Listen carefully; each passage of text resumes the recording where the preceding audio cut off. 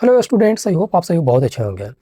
आज हम लोग इंग्लिश का इंट्रोडक्शन लेंगे और मैं आपको समझाऊंगा कि इंग्लिश का वेटेज क्या है, इंग्लिश क्या है, इंग्लिश की ज़रूरत क्या है, इंग्लिश क्यों पढ़े, अगर इंग्लिश नहीं पढ़े तो क्या होगा, अगर इंग्लिश पढ़ लिए तो क्या होगा, इंग्लिश पढ़ के क्या होगा। इन सभी सवालों का जवाब होगा।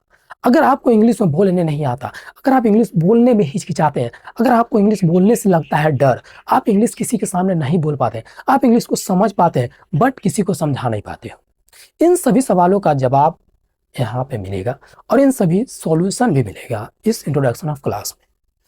अब हम बात कर लेते हैं कि इंग्लिश का यूज हमें होगा कहाँ।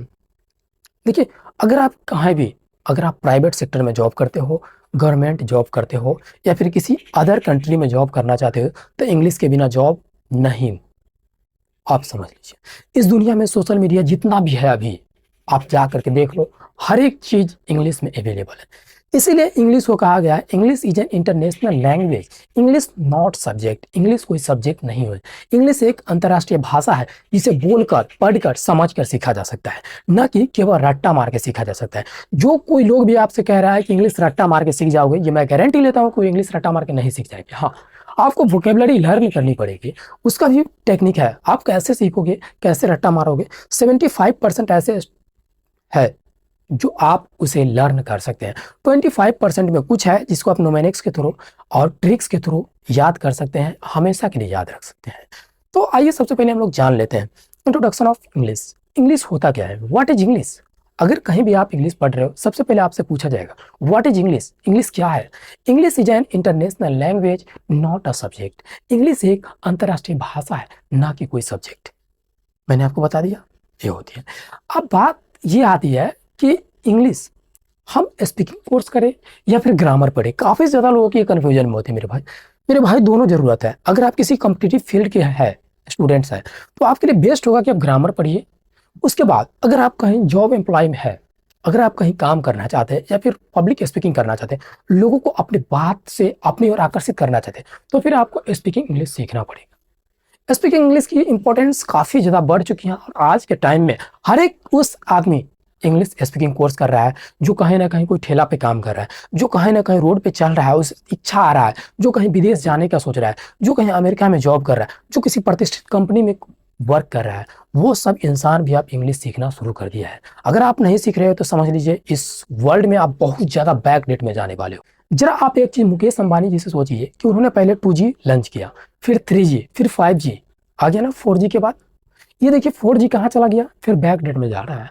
तो अपने आप को अपडेट कीजिए। अगर आप हिंदी मीडियम के स्टूडेंट्स हो, कोई दिक्कत वाली बात नहीं, मैं खुद हिंदी मीडियम का स्टूडेंट हूँ और आपके साथ इंग्लिश बढ़िया तरीके से पढ़ाऊंगा, बिल्कुल हिंदी मीडियम में। आपको ऐसा लगेगा कि मुझे इंग्लिश में मज़ा आ रहा है। जिस दिन आपने मज़ा लेना शुरू कर दिया ना इंग्लिश का, फिर आप इंग्लिश बोलना, लिखना, हर चीज़ सीख जाओगे। इंग्लिश में समझना भी सीख जाओगे मेरे भाई। इंग्लिश में किसी भी चीज़ को लिखना, आप कहीं जा रहे हैं, कोई चीज़ सोशल मीडिया पे यूज कर रहे हैं, वहाँ पे 10 लाइन इंग्लिश आगे लिखा हुआ, आपको समझ नहीं आता है, आप तुरंत जाते हो उसे गूगल ट्रांसलेट में करके ट्रांसलेटर करते हो। कब तक चलेगा ये? जरा सोचो, जिस टाइप से ये हैक हो सकता है, अगर आपका मोबाइल फ़ोन अगर गुम हो सकता है तो कभी भी ये सिस्टम कभी भी अगर गुम हो जाएगी, उस टाइम क्या इसका यूज करोगे? तो आप सबसे पहले इसको चलाना सीखिए, उसके बाद सोशल मीडिया का यूज कीजिए, बहुत अच्छा होगा। तो आपके लिए बेस्ट है कि आप इंग्लिश सीखिए और हम लोग इंग्लिश स्टार्ट करते हैं। देखिए, अब हमारा दूसरा क्वेश्चन आता है कि how many types of English, English कितने प्रकार के होते हैं। अब काफ़ी ज़्यादा स्टूडेंट्स कहेंगे कि भाई इंग्लिश में मैंने देखा है कि ब्रिटिश प्रोनाउंसिएशन अलग होता है और अमेरिकन प्रोनाउंसिएशन अलग होता है। बहुत अच्छा बात है। देखिए, इंग्लिश बहुत टाइप का होता है, जैसे ऑस्ट्रेलियन इंग्लिश होता है, ब्रिटिश इंग्लिश होता है, अमेरिकन इंग्लिश होता है, ये सभी इंग्लिश होते हैं, सबका प्रोनाउंसिएशन अलग अलग है। बट आपसे पूछेंगे, आप सभी पूछना चाहोगे which English is spoken in India, India में कौन सी इंग्लिश बोली जाती है भाई।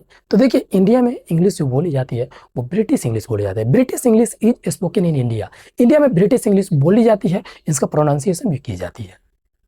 ठीक है, अब हम बात कर लेते हैं कि इंग्लिश सीखने का आपका मेन पर्पज क्या है। What is your main objective in learning English, यानी इंग्लिश सीखने में आपका क्या उद्देश्य है, आप क्यों इंग्लिश सीखना चाहते हैं। देखिए, there can be 2 reasons for learning English. English सीखने का आपका 2 रीजन हो सकता है। नंबर 1 कि आप कहीं ना कहीं किसी कॉम्पिटिटिव फील्ड का स्टूडेंट्स हो।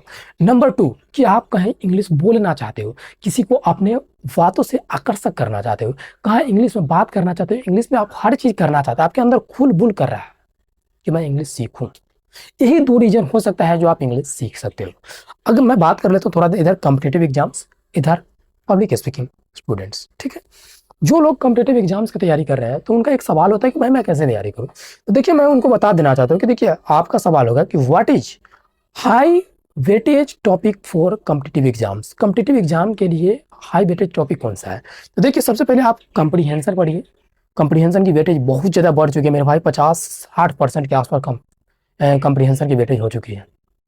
नंबर 2 पे आता है वोकेबलरी। वोकेबलरी जितना ज़्यादा हो सके याद कर सकते हैं, रूट वर्ड के थ्रू, न्यूमेरिक्स के थ्रू, ट्रिक के थ्रू आप याद कीजिए। वोकेबलरी बहुत ज़्यादा जरूरत है। Vocabulary is the backbone of English grammar, writing, speaking and other skills. अगर आप वोकैब नहीं सीख पा रहे हो तो फिर आप किसी काम का नहीं हो। वोकैब आपको सीखना पड़ेगा। वोकैब बहुत इंपॉर्टेंस होती है। जिस टाइप से आपको घर बनाने के लिए छोटे छोटे ईंट की आवश्यकता होती है, सेम उसी प्रकार आपको वोकेबलरी याद करनी पड़ेगी। किसके लिए? इंग्लिश समझने, लिखने, पढ़ने के लिए। समझ रहे हैं? अब हम बात कर लेते हैं नंबर 2 पे, जो पब्लिक स्पीकिंग आती है। पब्लिक स्पीकिंग, देखिए what is high weightage topic for public speaking, यानी पब्लिक स्पीकिंग के लिए सबसे ज्यादा वेटेज टॉपिक कौन सी है?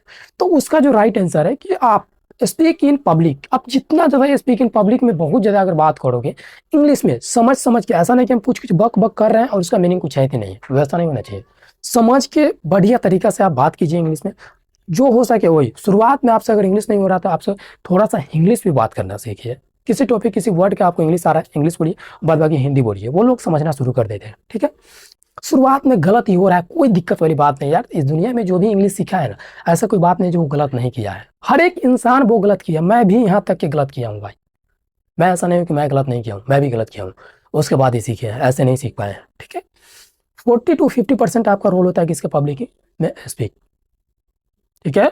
नंबर 2, आपका जो कॉम्प्रीहेंशन होता है वो 20% डिपेंड करता है। फिर आपका वोकेबलरी है वो आपका 15-20% डिपेंड करता है। 10% अप्रॉक्स ग्रामर का यूज होता है।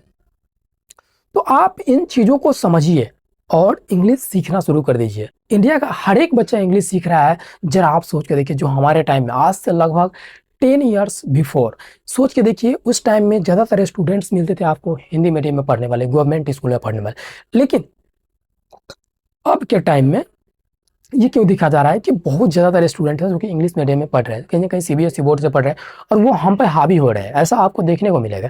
आप देखिए ज़्यादा स्टूडेंट, जो लोग हिंदी मीडियम में पढ़ रहे हैं, जो लोग इंग्लिश मीडियम में स्टूडेंट्स पढ़ चुके हैं, उनका डिफरेंस देखिए क्या होता है। और इंग्लिश जहाँ कहीं भी आपको नहीं आता, आप डीमोटिवेट फील होता है कि लगता है कि मैं कुछ है ही नहीं यार, ऐसा नहीं है करना, ठीक है। तो मैंने आपको समझा दिया, ये इंट्रोडक्शन ऑफ क्लास थी। और साथ ही हम लोग जो पढ़ेंगे बिल्कुल एकदम जड़ से पढ़ेंगे, एक एक पॉइंट को पढ़ेंगे, आपको किसी भी प्रकार की कोई दिक्कत नहीं होगा। तो आज के लिए इतना ही, हम लोग मिलते हैं नेक्स्ट वीडियो में। जय हिंद।